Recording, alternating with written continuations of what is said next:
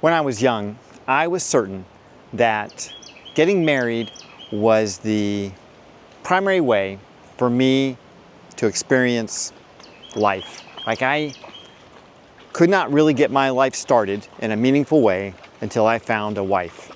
And my personal development and my financial development and my growth as a human being would not really officially get started until that magic moment, until I found a wife. I could not have been more wrong. That was probably, I don't know what brainwashing got into my head. I don't know what society taught me, why that concept was true for me. But let me just tell you single guys right here and right now that there is no reason that you need to bring a woman into your life before you feel like you've actually started living. It's time for you to start living now. Today I want to talk a little bit about the sort of the hidden benefits of being single. So I've already talked about all the overt benefits, the ones that you see, like, you know, not having someone to wake up with, and, you know, not having to deal with all her bullshit, and having privacy and watch TV and all the good stuff that just makes being single enjoyable just on a day-to-day basis. But there are some other benefits there that aren't quite as apparent. And I want to talk to you guys a little bit about that, because I think that this is something that we overlook when we're single. And I don't think it's even something that's on our radar when you're young. So I'm hoping that by bringing it up, I can kind of bring some people's attention to it, and you guys can get a sense for what you might have at stake when you get married.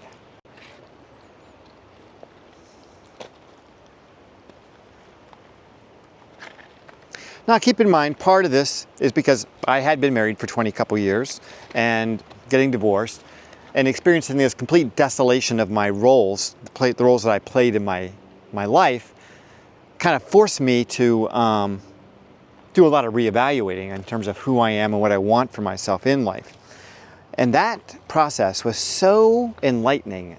I can only assume that it's the critical step that every human being should be taking. Now, I don't think that you need to be married or to go through that teardown, that desolation, in order to experience that. By taking that moment, that time to define yourself to yourself on your own terms, who you are, why you are, what your purpose in life is, and how you see yourself in the world. If you can capture that, the level of emotional, psychological, spiritual growth that you can that you can experience is immeasurable. It's something that, as a single man, it is so much easier to experience than when you're married. Because when you're married, you're constantly being pulled on to play a role for this woman or for these children or for, you know, your employer or whoever. And you rarely have time in your own mind to consider those things seriously. But as a single man, you have a lot of silence in your life. If you turn off the video games, you turn off the TV, you turn off the phone, and you just lay there or sit there and just meditate on your life, looking back as far as you can and seeing the progression of who you are as a person and how you have evolved individually, all the way up to this moment.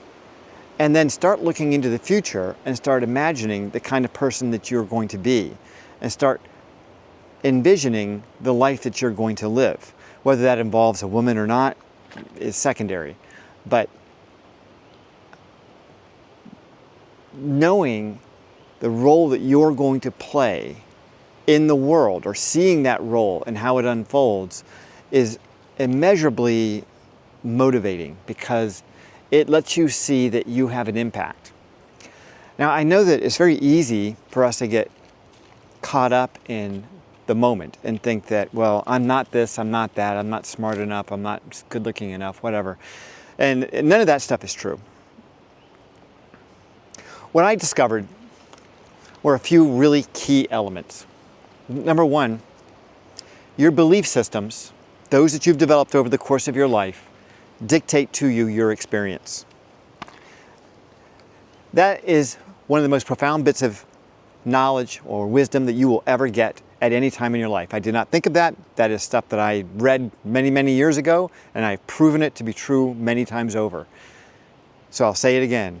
What you believe to be true is true for you. It does not necessarily affect the rest of the world, but it is true for you. So when you develop beliefs about yourself, these are extremely powerful. Faith is the most powerful force in the universe by far.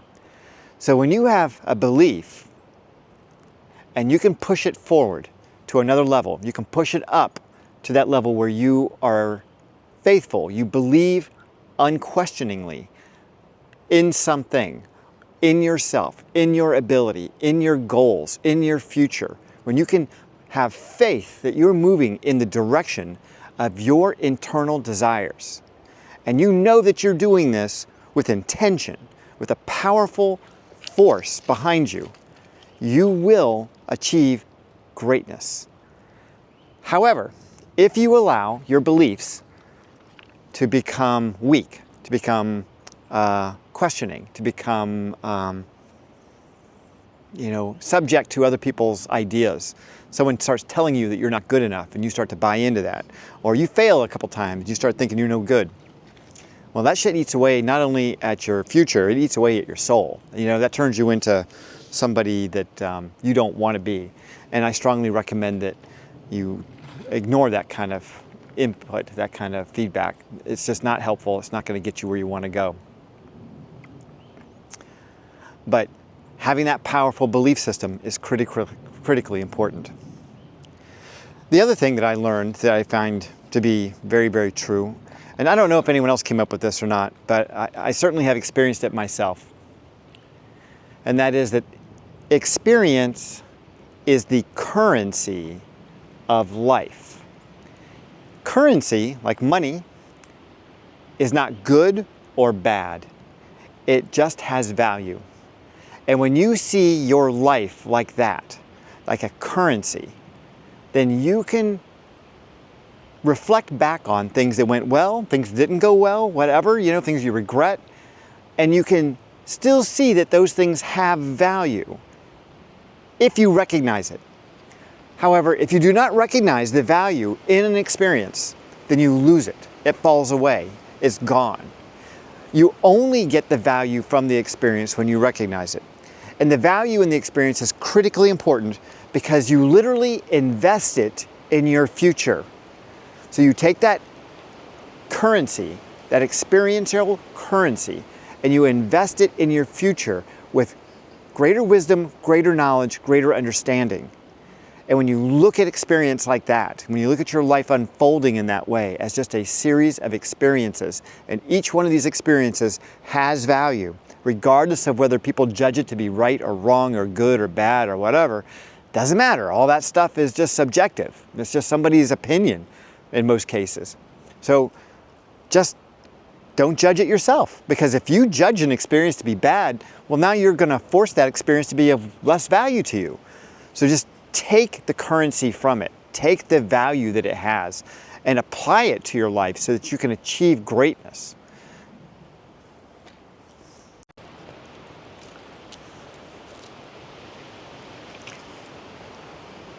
The next thing I learned since being single is that wherever you put your attention, that aspect of your life will become more significant, will grow, it'll become more powerful. So if you put your attention on those things in your life that are positive, that are working, that feel good, that make you feel good, then those aspects of your life will grow.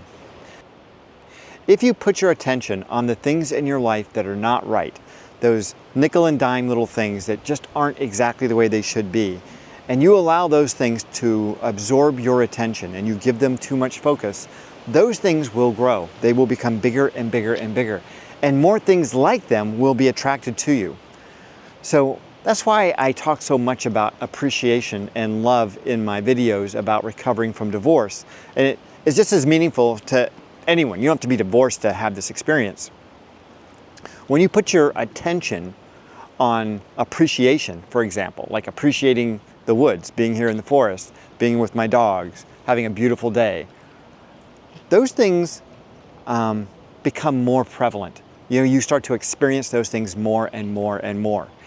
If you put your attention on things that are unpleasant, like, I don't know, like you don't like what the current administration is doing, or you don't like what the Russians are doing, or you don't like what the guy down the street is doing. It doesn't even matter. Whatever it is, if you put your attention on it, it's going to absorb a larger percentage of your attention, and it's going to eventually fill your mind, and you're not going to have any extra energy to do those things that you want to do.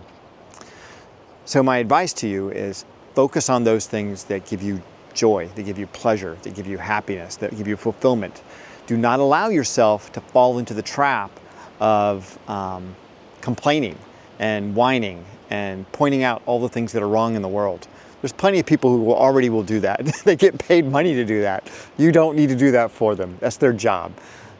You just take control of your own consciousness and focus it in the direction that you want to go. And obviously that's going to be things that give you pleasure, happiness, joy, fulfillment, wealth, whatever it is. Those things, put your attention on that and those things will come to you. So one of the big ones people struggle with, especially young guys, is money. Well, how do I get more money? First of all, you have to appreciate the money that you have. And you have to treat it with respect. And that means you don't waste it on stupid shit. So that's the first thing.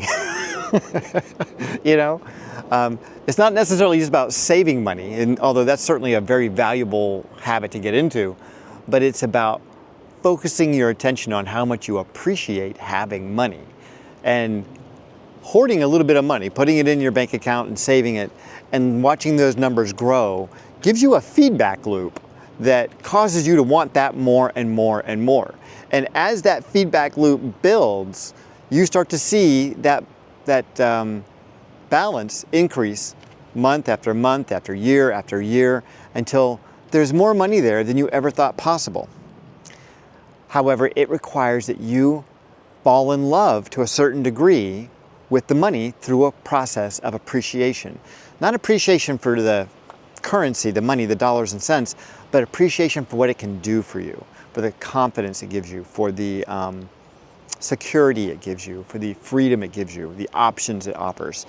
Fall in love with that, because all of that is way more valuable than the new shiny thing at Walmart. You know what I mean?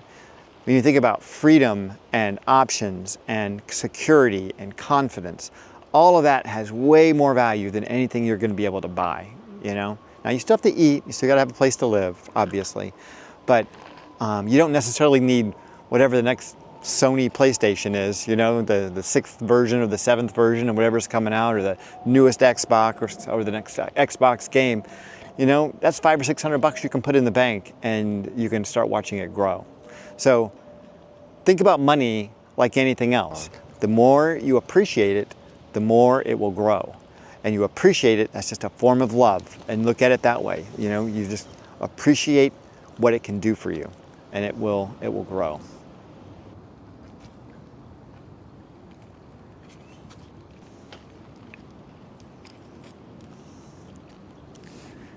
It is inevitable that life will throw negative circumstances at you from time to time.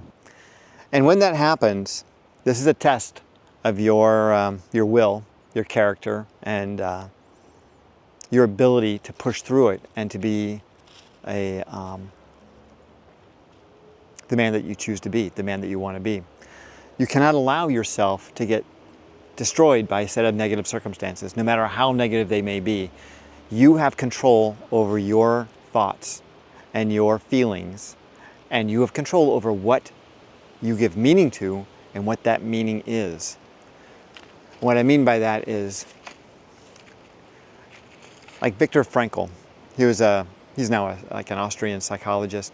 I think he might be dead, but anyway, he was in a concentration camp in Germany during World War II, and He wrote a book about that experience called, I think it was Man's Search for Meaning. And he was able to change his thoughts about that hell that he was living in and watching his peers and comrades die day after day after day, just more and more of them would die. And he was able to change his thoughts and his feelings about that experience so that he could maintain the will to live. And he did that by appreciating even the slightest, tiniest little bit of thing that he could find to appreciate. So they would serve him a fish head in warm water and call it a meal. And he would find a way to appreciate that. Because he knew that through the process of appreciation, through the process of not allowing himself to be destroyed by this experience, he could maintain his life force. He could maintain it. And that's what's so critical when you're facing a negative situation, is maintaining that life force, maintaining that positive power within you, that light within you. And you have control over it by controlling your thoughts and your vision and your ideas. If you allow yourself to get sucked down a drain, of sorrow and remorse and regret and depression and all that stuff, then you're not going to survive, whether it be physically or emotionally or psychologically or financially. You're not going to make it through whatever the situation is. It's going to beat you. It's going to destroy you. And you can't afford that, because at the other end of this, you're going to have this experience that will be immensely valuable. The more difficult and the harder the experience is, the more value it has, the more opportunity for you to use that to create the future that you desire. But if you allow that experience to destroy you and you allow it to beat you, you lose the currency, you lose the value that comes from it. So you've got to decide what meaning you're going to give to it. You have to decide what you're going to take from this. You've got to see the path through to the other side. That's the most important thing.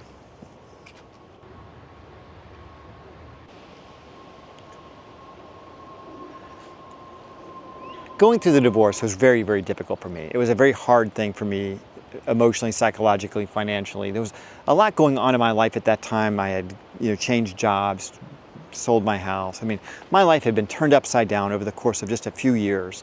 And it really was difficult for me to get through that. But it gave me an enormous amount of experience. It was so valuable from that perspective. Now, I could have allowed that experience to beat me. I could have allowed it to overwhelm me and to not come away with anything of value. I could have been angry and resentful and had a really crappy relationship with my ex-wife, and I could have alienated my kids, and I could have just sulked and felt like the victim in this whole thing. So easy to do, so easy to fall into that victim mentality under these circumstances. Because from my perspective, and even today from my perspective, I didn't do anything wrong. I was an excellent husband. I was an excellent father. I provided for my family. I was kind and loving to my wife. I was kind and loving to my children. I am kind and loving to them, even to this day. I did not deserve a divorce. At least I could have taken that frame of mind, when it happened. But now I look back on it and see this immense, valuable experience and how incredible it has been for my personal growth and the improvement in my overall quality of life that would not have happened without that. That's a tough one, because you've got to go through hell sometimes before you get to heaven. And I swear to God, that's kind of what happened to me. I had to go through that level of hell before I was able to really appreciate just how wonderful life can be and how wonderful I can make my own life. And right now, my life could not be better. I make more money than I've ever had. I have more freedom than I've ever had. I enjoy my time, just day to day than I ever could have imagined. I remember, going to the office, 5, 6 days a week, working, 7, 8, 9, 10 hours a day sometimes, and feeling like I was a slave to that job. never seeing the light of day through the winter, I mean, it gets dark early, and so you come out and it's dark. And it was like I'd go months without seeing the sun. Now, I hardly go a day without seeing the sun. I'm out here every single day. Anyway, my point in explaining all this to you is that you've got to take the opportunity to use your experiences to your benefit. There are a lot of guys who go through divorces just like I did, and I'm not going to fault them for this, because it's not something that comes easily to a lot of people, because they all have different experiences and different backgrounds. And they have a lot of anger and vindictiveness, and they're still stuck in that place where they were when the divorce occurred. And they're having trouble moving forward in their lives as a result. And the only way they're going to move forward is to look back and to find the value in the experience and appreciate it, so that they can use that experience, the currency from that experience, to propel their life forward to something better. All right, you guys, I don't think I have anything else to say on that. I don't even know what I'm going to call this video. I didn't even plan it out. I was just out here with the dogs, and it was such a nice day, I thought I would talk. So, I hope you enjoyed the video. If you did, please like and subscribe. If you think this might help somebody, please send it to them. I'll see you in the next video. Please remember to like and subscribe. Stay healthy, and if you can, be a better man.